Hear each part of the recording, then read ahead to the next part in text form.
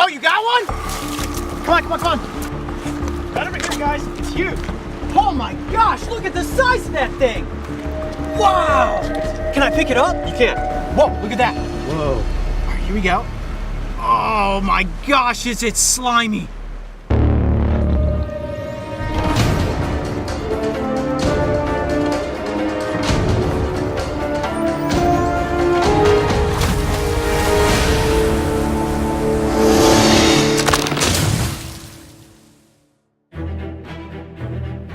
If there's one ecosystem on the planet that is constantly changing, it has to be the tide pools. With every single rising and falling of the tide, new waves crash upon the rocks and alter the placement of plants and animals. Along the coast of California, there are a slew of creatures that you can find, if you know exactly where to look. Got a little striped crab right here. Oh, got it. There's definitely no shortage of crabs out here in these tide pools. However, navigating this terrain can be difficult because most of the rocks are wet and slippery. One of the toughest things so far for me in filming beyond the tide has been the terrain. I'm used to swamps and deserts. Everything here is rocky and slippery. It's all covered in a layer of, I guess it's some sort of algae, and using a lot of eye-foot coordination because I'm looking for creatures, and every step I take, your foot might slip off of something, and these rocks are extremely jagged. Really easy to get hurt out here. And I'm sure for you, Mark, it's even more difficult. Right now you're balancing on these rocks just trying to get the shots. Yep. Show everybody at home. It isn't easy, is it? Nope. All right, well, let's keep going this way and see what we can find.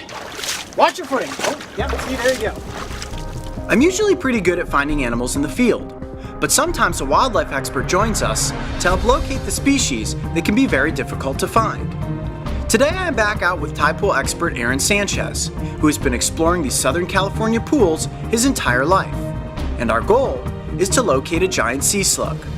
All right, Aron, so we're here at the tide pools and we're looking for slugs. What should I be keeping my eye out for? Well, Coyote, these slugs are going to be pretty hard to miss. They're actually the largest sea slug on the planet. They come to these rocky shores here to mate and lay their eggs. Okay, now when you say the largest, do you mean like 5 to 6 inches in length, or are we talking bigger? We're talking probably almost a little bit less than 3 feet. A 3-foot slug?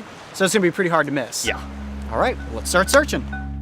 The search was on, and I was confident that I could come across one of these giants.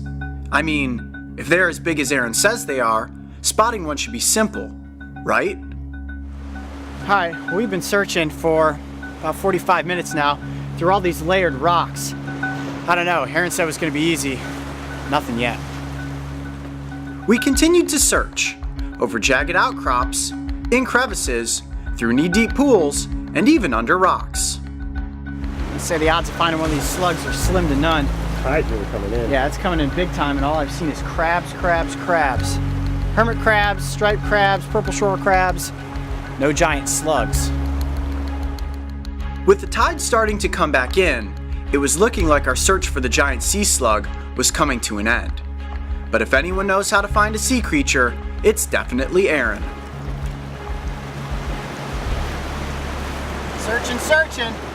No big slugs. Yeah! Oh, you got one? Come on, come on, come on. Right over here, guys. It's huge. Oh my gosh, look at the size of that thing. Wow! Dude! Yes! Well, that was one heck of a search. And there it is. Can I pick it up? You can't. It's totally safe. And it's not going to ink me. It might be a little slimy, but that's it. Whoa, look at that. Whoa. All right, here we go. Oh my gosh, is it slimy. Oh, look at that slug. Oh my gosh, it is heavy. Jeez, this thing must be about almost 10 pounds, I would guess. Is that a big one, Aron? Oh, it's a pretty good size, yeah. It's one of the bigger ones I've seen. Wow. I'm gonna let it stretch out on my arm, see if we can get it to fully elongate itself. Oh my gosh, it is so slimy. All right, now tell us about this slug, Aron. Well, Coyote, what he's wrapping around your arm right now is actually his muscular foot. He uses that to get around. I can feel him gripping onto my arm. I mean, I can feel him actually like wrapping around me, and I can feel his little tongue under there. Can't bite, right? No, these guys are vegetarians. They mostly eat algae and kelp. And it does have an internal shell, correct, where it has all of its organs? It does have an internal shell. It's kind of soft and made of protein. Okay. And that is actually what these extensions of its foot, called parapodia, are protecting. I can see why there's no way you would miss stumbling upon one of these. I have to admit, I was just over there talking to Mark. I literally said, I'm really doubting our chances of finding one of these slugs. All we've seen all day is crabs and smaller little brown sea hares. Which, by the way, we should grab one of those. Is there one over here? Let's see them next to each other. Yeah. All right, you got one of those brown sea hares?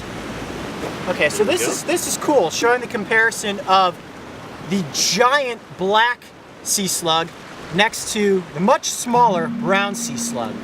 And they're both called sea hares, because as you can see, those tentacles sticking up in the air in the front of the head look like rabbit's ears. I thought the brown sea hare was big. Yeah, seriously, there is no mistaking the difference between these two species.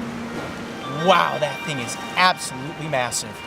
It weighs about 10 pounds, and fully stretched out, it's about 2 feet in length. That is crazy, and it is so unbelievably slippery. It's actually really hard to hold on to it, and my hands and arms right now are covered in a slippery mucus. Now, are they toxic in any way? No, they're not. Okay, so I'm in no danger right now. So they don't bite, they're not toxic, they're just slimy and alien looking.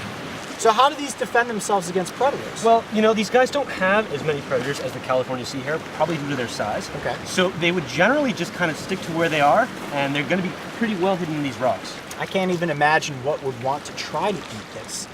And it's just so amazing how big this slug is. When you said to me, yeah, we're gonna go out, we're gonna catch a giant slug, I honestly didn't believe you when you said they could grow to be about 2 feet in length. And until I actually had this animal in my hand, really on my arm, I didn't believe it. This is absolutely amazing. Well, Aron, thank you so much for having us out today to explore the tide pools here in San Pedro. I think there's no question about it. This is one big black slug. I'm Coyote Peterson. Be brave. Stay wild. We'll see you on the next adventure. We gently placed these two slimy slugs back into their respective pools and watched as they slowly returned to the wild. I think it's fair to say that these creatures are as primordial as it gets. And while they may be incredibly bizarre looking, they are an important part of the tide pool ecosystem. Make sure to check out some of Aron's tide pool photography by visiting his Instagram account @waterbod or his website waterbodymedia.com. If you thought this adventure was exciting, make sure to go back and watch my close encounter with the yellow-bellied sea snake. And don't forget, subscribe to the Brave Wilderness channel so you can join me and the crew on this season of Beyond the Tide. There's no question about it, this is the most lethal snake species I have ever handled.